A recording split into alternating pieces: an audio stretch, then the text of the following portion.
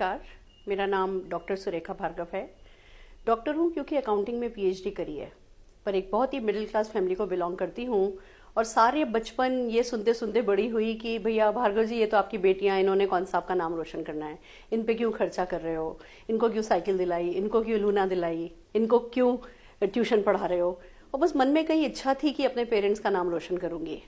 बहुत पढ़ाई करी, शादी हुई मेरी एक चार्टर्ड अकाउंटेंट से, दिल्ली आ गई। अच्छी, हमसे थोड़ा अपर क्लास फैमिली थी, भगवान का दिया सब कुछ था, खुशी नहीं थी। क्यों? क्योंकि ब्रेकफास्ट में क्या बनेगा, फिर लंच में क्या बनेगा, लंच में सोचते थे डिनर में क्या बनेगा, और डिनर में फिर सोचा करते थे कि ब्रेकफास्ट में क्या बनेगा। नो डाउट वो पीरियड हमने बहुत एंजॉय किया, बट इच्छा थी अपनी पहचान बनाने की, अपना नाम कमाने की, अपने पेरेंट्स को गर्व महसूस कराने की, अपने ससुराल में ये साबित करने की कि मैं ही अरुण के लिए बेस्ट, मैं ही अरुण जी के लिए बेस्ट मैच थी। बहुत सारी दबी हुई इच्छा थी जो बस दबी ही रह जाती अगर मोदी केयर अपॉर्चुनिटी सामने नहीं आती। मोदी केयर का प्लेटफॉर्म आया, एक लेडी आई थी और उसने इस अपॉर्चुनिटी के बारे में हमें बताया, कुछ एक फोटोग्राफ दिखाई। एक मोटर मैकेनिक था जो कहीं किसी गैरेज में नौकरी करता था, उस फोटोग्राफ में वो अपने खुद के प्लेन के साथ खड़ा था।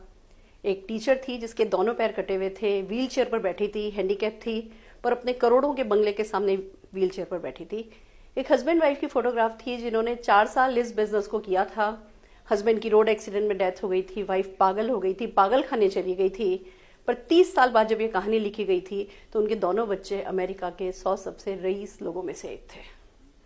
दोस्तों, वही एक ऐसा क्षण था जिसमें कुछ क्लिक हुआ, कुछ किसी चीज ने मुझे हुक किया और बस दिल में आया कि अगर एक मोटर मैकेनिक प्लेन खरीद सकता है तो मैं क्यों हस्बैंड को हर साल बर्थडे पे पैंट शर्ट गिफ्ट करती हूँ। मैं भी कुछ कार, कुछ लैपटॉप, कुछ अच्छी अच्छी चीजें गिफ्ट कर सकती हूँ। अगर एक हैंडीकैप टीचर कर सकती है तो मैं क्यों नहीं कर सकती हूँ। मेरे तो भगवान की दया से हाथ पैर सही सलामत है, और अगर कोई 4 साल इस बिजनेस को करके अपनी अगली पीढ़ी को अमेरिका के 100 सबसे रईस लोगों में शामिल कर सकता है तो मैं 20 साल कर लूंगी, पर मुझे भी हिंदुस्तान की 100 सबसे रईस औरतों में शामिल होना है। कहते हैं ना, सरस्वती बैठती है, शायद वही हुआ था मेरे साथ। सोचा, बोलना शुरू किया, इस सपने को लोगों को बताना शुरू किया, सबने मजाक बनाना शुरू किया, पर खुशनसीबी ये थी कि घर वालों ने साथ दिया। मेरे इन-लॉज ने, मेरे पेरेंट्स ने, मेरे 2.5 साल के बच्चे ने मेरा सपोर्ट किया। और दोस्तों, आज अभी भी मैं नहीं जानती कि वो जो 100 हिंदुस्तान की सबसे रईस औरतें हैं उसमें से जो सबसे नीचे 100वीं है वो कितना कमाती है। मुझे नहीं पता, और शायद मुझे जानने की जरूरत भी नहीं है, क्योंकि इरादे, क्योंकि हौसले ज्यादा मायने रखते हैं। हिंदुस्तान की 100 सबसे रईस तो मैं भी नहीं बनी हूं, पर हाँ, इंडस्ट्री की, नेटवर्क मार्केटिंग इंडस्ट्री की सबसे रईस औरत मैं बन पाई हूँ। 167 रुपीज के छोटे से चेक से शुरू किया था, 70 लाख रुपए के चेक तक गई हूँ। एक मारुति 800, वो जिसमें हाथ से खिड़की ऊपर चढ़ाई जाती थी, उस कार से शुरू किया था तो मर्सिडीज जीएल तक जा पाई हूँ। सपने बड़े होते गए, सपने पूरे होते गए, हौसले बड़े होते गए, अच्छे से अच्छे लोग इस रास्ते में मिलते चले गए। समझ में आया कि आप लाइफ ऑफ सिग्निफिकेंस लीड कर सकते हो, आप दूसरों की जिंदगी को छू सकते हो, आप लोगों को सफल होना सिखा सकते हो, आप एक सार्थक जीवन जी सकते हो। तो नशा सा चढ़ गया, मजा आने लगा, फॉरेन ट्रिप एंजॉय करने लगे, अच्छा सा घर बना लिया, बच्चे को पढ़ाया लिखाया। एक आइडियल लाइफ होती है ना, जो कोई जीना चाहता है, वो लाइफ हम जीने लगे, अच्छी लाइफ थी। ऐसे में दोस्तों, एक ऐसा हादसा जिंदगी में हुआ जिसने सब कुछ बदल के रख दिया। मेरे हस्बैंड अरुण भार्गव, जो कि अपने हर प्रेजेंटेशन में कहा करते थे कि मैकडोनल्ड का मालिक देखो, रे क्रॉक 6 फीट जमीन के नीचे दफन है, फिर भी हर दिन $1 बिलियन पर मंथ कमाता है, फिर भी हर दिन $1 बिलियन पर मंथ कमाता है। वो हर प्रेजेंटेशन में ये कहानी बताते थे, और बताते थे कि नेटवर्क मार्केटिंग के थ्रू परमानेंट इनकम कमाई जा सकती है। हम भी वो कमाना चाहते थे, पर हमें नहीं पता था कि हम उसकी इतनी बड़ी कहानी हम बन पाएंगे, उसका इतना बड़ा डेमोन्स्ट्रेशन हम कर पाएंगे। दोस्तों, 11 साल पहले मेरे हस्बैंड को, अरुण भार्गव जी को, ब्रेन हेमरेज हुआ।